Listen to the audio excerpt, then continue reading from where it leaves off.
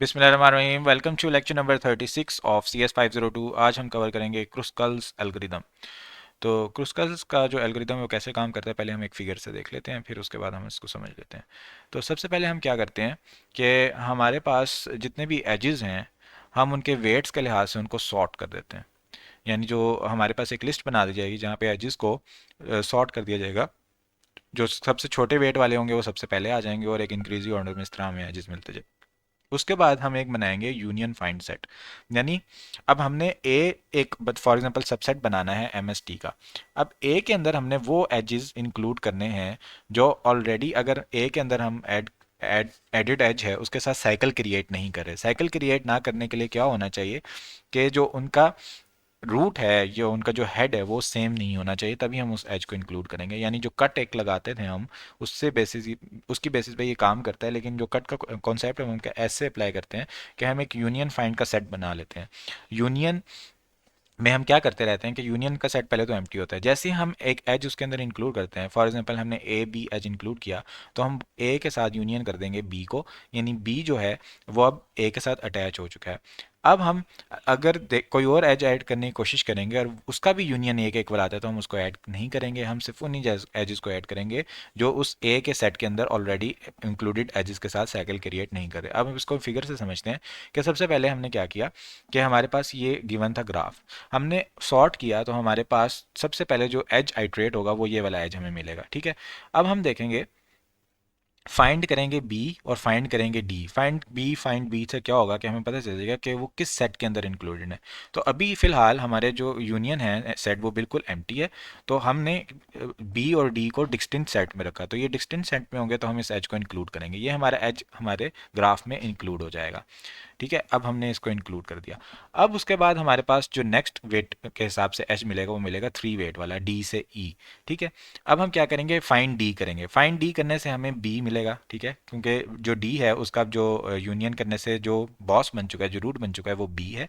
और find E करने से हमें ई मिलेगा। ई किसी भी यूनियन सेट का हिस्सा नहीं है, तो इसका मतलब दोनों का फाइंड डिफरेंट है, हम इनको इंक्लूड कर लेंगे, हमारा एक ये एज इंक्लूड हो जाएगा। अब हमारे पास जो नेक्स्ट वेट के लिहाज से एज मिलेगा वो मिलेगा सी से जी। जब इन दोनों को फाइंड करेंगे वो भी हमारे पास डिफरेंट आएगा, इसको भी हम इंक्लूड कर देंगे। नेक्स्ट हमारे पास जो एज मिलेगा ए और ई से एज मिलेगा, ई से ए की तरफ। अब हम देखेंगे फाइंड ऑफ ए डिफरेंट आएगा, फाइंड ऑफ ई करेंगे तो वो बी के इक्वल आएगा, तो हम इस एज को भी इंक्लूड कर लेंगे। ठीक है, ये एज भी हमारा इंक्लूड हो जाएगा। अब हमारे पास नेक्स्ट वेट के लिहाज से जो एज मिलेगा वो मिलेगा हमें 8 नंबर वाला। ठीक है, तो उसके अंदर हम देखेंगे कि ए से बी हमारा एज बन रहा है। जब हम ए का फाइंड करेंगे कि ए किसका रूट क्या है किस यूनियन सेट के अंदर, तो उसका आंसर हमें मिलेगा बी। जब हम बी का फाइंड करेंगे तो बी का आंसर भी मिलेगा बी। अब दोनों हमें इक्वल मिल रहे हैं तो हम इस एज को इंक्लूड नहीं करेंगे, हम डिक्लेयर कर देंगे कि ये हमारा अनसेफ एज है, इसको हम अपने रिजल्ट में इंक्लूड नहीं करेंगे। नेक्स्ट हमारे पास जो एज होगा वो वेट के लिहाज से हमें मिलेगा 10 नंबर, तो इसको भी हम देखेंगे, बी का फाइंड भी हमें बी मिलेगा, ई का फाइंड भी हमें बी मिलेगा, क्योंकि ई भी बी के सेट में इंक्लूड है, तो हम इसको भी इंक्लूड नहीं करेंगे। ये एज भी इंक्लूड नहीं होगा, ये भी इंक्लूड नहीं हुआ था।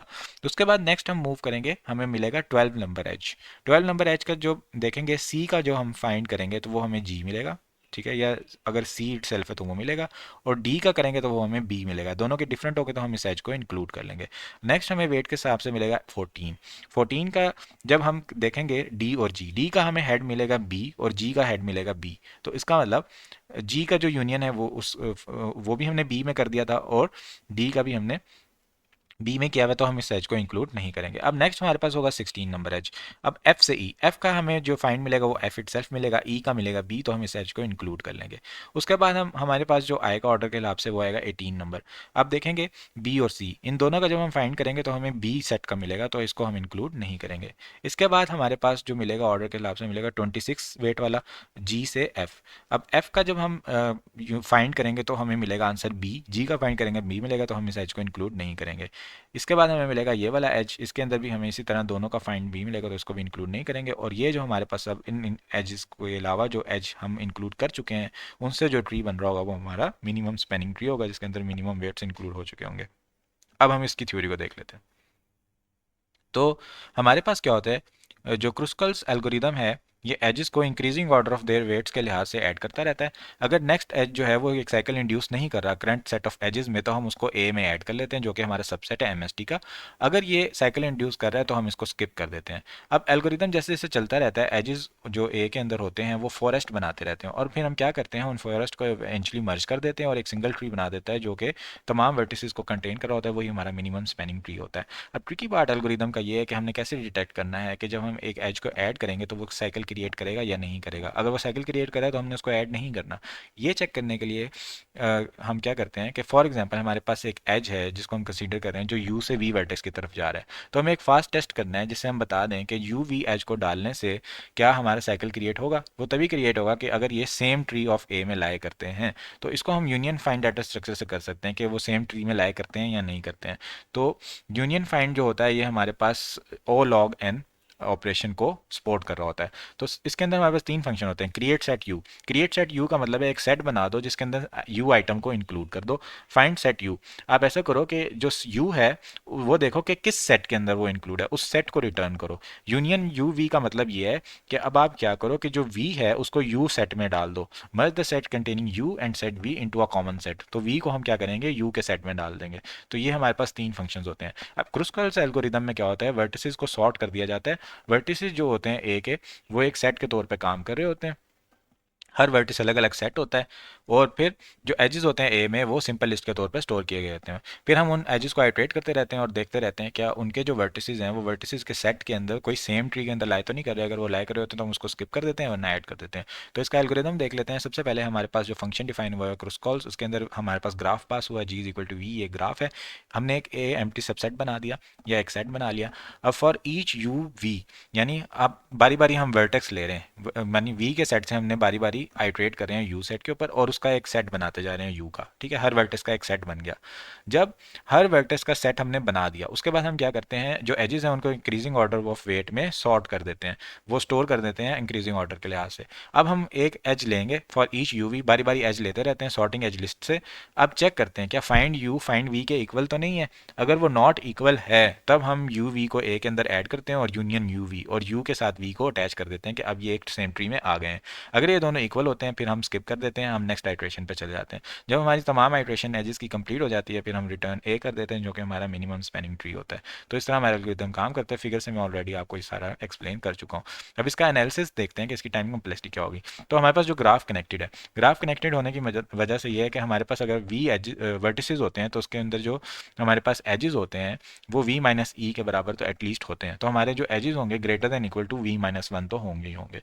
तो हमारे पास जो एजेस को सॉर्ट कर रहे हैं, हम एक एजेस को सॉर्टेड लिस्ट में आते हैं, तो सॉर्टिंग हमारे पास N log N time complexity होती है। तो यहाँ पर एजेस हैं तो ई लॉग ई हमारे पास थीटा ई लॉग ई उसकी टाइम कम्प्लेक्सिटी बनेगी।